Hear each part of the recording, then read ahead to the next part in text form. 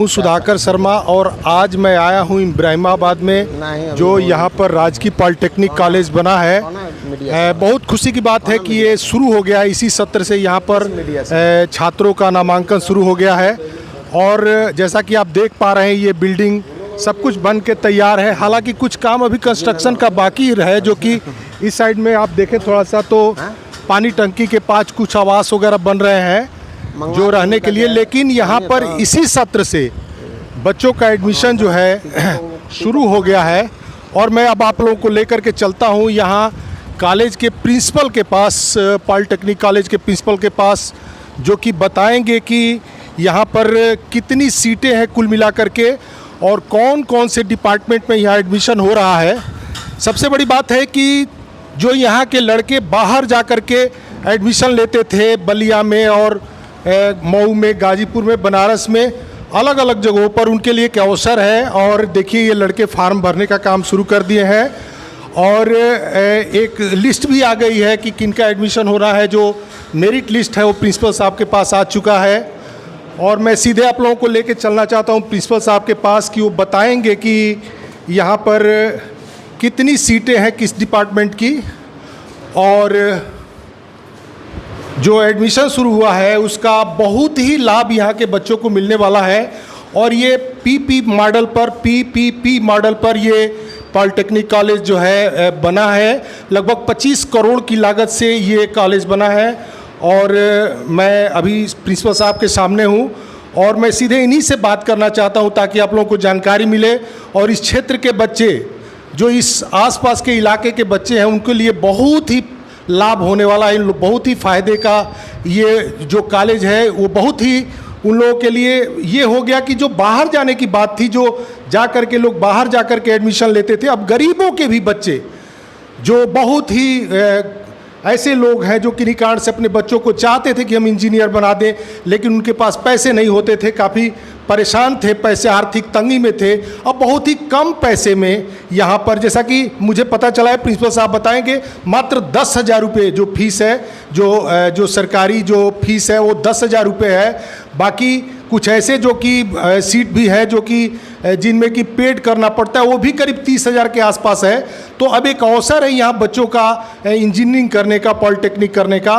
तो मैं सीधे प्रिंसिपल साहब के पास आप लोगों को चाहता हूँ कि प्रिंसिपल साहब से आपसे जानकारी साझा करें और अब बच्चे जो है एडमिशन करावे आकर के अधिक से अधिक। तो आपके सामने सीधे नमस्कार प्रिंसिपल साहब, आप अपना परिचय बताइए। सर नमस्कार, मैं प्रधानाचार्य राजकीय पॉलिटेक्निक, जो कि क्षेत्र के सम्मानित नेता जो रहे हैं जननायक स्वर्गीय बाबू मैनेजर सिंह के नाम पर स्थापित हुआ है। इस क्षेत्र के बच्चों के लिए बड़ा ही ये सुनहरा अवसर है कि वो तकनीकी शिक्षा जिसको वो सोच भी नहीं सकते थे, वो उनके लिए अत्यंत सुलभ हो गई है। और यहाँ पर हमारे पास इंजीनियरिंग पाठ्यक्रम, 3 वर्षीय पाठ्यक्रम के civil engineering, computer science engineering, electrical engineering, mechanical engineering और 1 वर्षीय PG diploma beauty and health care उपलब्ध है। तो ये जो आप बता रहे हैं, ये जो सीट है वो कितने पढ़ने के बाद, क्या हाई स्कूल के बाद ही 3 वर्षीय पाठ्यक्रम का कोर्स शुरू हो जाता है? इंजीनियरिंग की जो भी ब्रांचें हमने बताई, सबके लिए न्यूनतम योग्यता हाई स्कूल है। लेकिन इसके लिए ये ध्यान देना जरूरी है कि हाई स्कूल उत्तीर्ण किया हुआ बच्चा संयुक्त प्रवेश परीक्षा, एक प्रदेश स्तर की परीक्षा है, उसमें उसको प्रतिभाग करना आवश्यक है। अच्छा। बिना प्रतिभाग किए सीधे प्रवेश संभव नहीं है। अच्छा। तो वो तो, लेकिन प्रिंसिपल साहब एक बात, जैसा कि अभी आपने कुछ देर पहले बताया था कि कुछ बच्चों के फीस जो कि मेरिट में रैंकर्स हैं, जिनके अच्छे रैंक हैं, उनको तो मात्र 10,000 कुछ रुपए है, जो कि उसी में उनको सालाना दे होगा। लेकिन कुछ बच्चे ऐसे हैं जिनका रैंक नीचे होगा, उनका भी एडमिशन होगा, लेकिन उनको लगभग 30,000 रुपये पेड करने पड़ेंगे सालाना। तो इसमें क्या है इसकी व्यवस्था? आपको ऐसा बता दें, सरकार की योजना है कि सरकार जो पीपीपी मॉडल है, इसमें 55% सीटें सरकार ने सरकारी फ़ीस पर रखी हुई है, जिससे गरीब लोगों को शिक्षा मिल सके। और बाकी सीटें संचालन के लिए भी उसको सेल्फ फाइनेंस सीटों में दी गई है। सबसे प्रमुख बात यहाँ ध्यान देने की है कि जो भी आप फीस लड़का देता है, चाहे 10,400 दे, चाहे 30,150 दे, पठन पाठन एक साथ होना है, डिग्री सबकी समान होनी है, किसी तरह का भेदभाव नहीं है। रही मेरिट वाले बच्चों को तो उसका लाभ मिलेगा। दूसरी बात ये है कि सरकार की जो छात्रवृत्ति की योजना है उसके अंतर्गत सरकार प्रतिपूर्ति करती है, जिसकी फ़ीस जितनी है उतनी सरकार बजट आवंटित करती है कि उसकी उतनी फ़ीस आवंटित प्रतिपूर्ति मिल जाए। यानी 11,400 वाले 10,400 वाले को उसकी फ़ीस की भरपाई सरकार दे देती है, उसी तरह से 30,150 वाले की छात्र शुल्क प्रतिपूर्ति उतनी ही आती है। लेकिन ध्यान देने की थोड़ी सी बात है कि बजट का अभाव अगर हो तो थोड़ा सा कुछ कम हो जाता है उनका, लेकिन एक रूप से अगर बजट ठीक से मिल जाता है तो लड़का मुफ्त में पढ़ाई कर लेता है अगर गरीब परिवार का है तो जैसा कि आपने देखा प्रिंसिपल साहब बता रहे हैं कि और इस जो लोकल बच्चे हैं प्रिंसिपल साहब जो उनको क्या लाभ होने वाला है आपके हिसाब से, जैसा कि बाहर जाते हैं बच्चे इंजीनियरिंग की पढ़ाई करने के लिए, आमतौर पर देखा जाए तो इस क्षेत्र के बच्चे अभी तक, क्योंकि ये यहाँ के जैसा कि आप जानते हैं यहाँ के पूर्व विधायक माननीय सुरेंद्र सिंह जी भी काफ़ी इसमें लगे हुए थे इस कार्यक्रम में कि जल्दी से जल्दी ये इस सत्र से शुरू हो जाए। उन्होंने इसके पहले मिल करके भी उच्च शिक्षा मंत्री से इसका निवेदन किया था।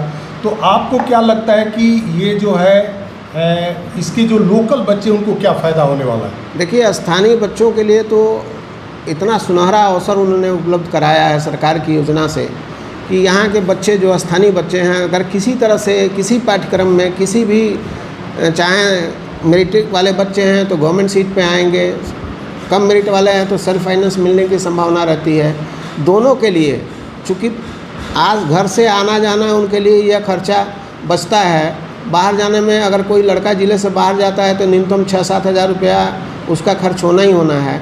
तो फीस के अतिरिक्त अगर लड़का बाहर जाए तो लगभग 80-90 हज़ार रुपया प्रतिवर्ष उसको देना पड़ता था, जो कि साधारण व्यक्ति के सोच की बात नहीं है।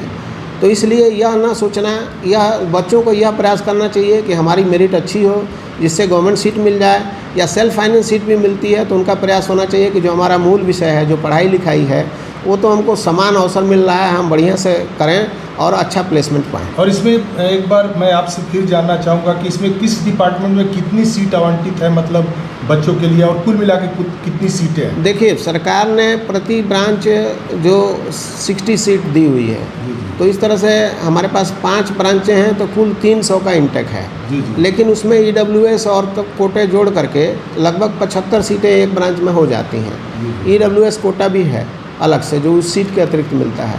तो इस तरह से मान के चलिए कि 75 सीटें प्रति ब्रांच हो जाती हैं, जिसमें से 55% सीटें लगभग 41 सीटें आपकी आ जाती हैं गवर्नमेंट कोटे की, और जो बची हुई 34 सीटें हैं वो आपकी सेल्फ फाइनेंस सीटें हैं। एक बार फिर दोहरा दीजिए कि कौन कौन से डिपार्टमेंट हैं आपके यहाँ? हमारे यहाँ civil engineering, computer science and engineering, electrical engineering और मैकेनिकल इंजीनियरिंग की ब्रांचें हैं, और 1 वर्षीय जो डिप्लोमा पाठ्यक्रम है post graduate diploma in beauty and health care, जो कि 1 साल का पाठ्यक्रम है और इसके लिए न्यूनतम योग्यता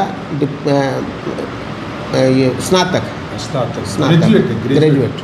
ये करें कि अभी कुछ बच्चे फॉर्म भर रहे थे बाहर में, अंदर घुस रहा था, तो क्या एडमिशन की प्रक्रिया शुरू हो गई है? फर्स्ट राउंड के काउंसलिंग का रिजल्ट आ चुका है और उसमें आज बच्चों की रिपोर्टिंग होनी है।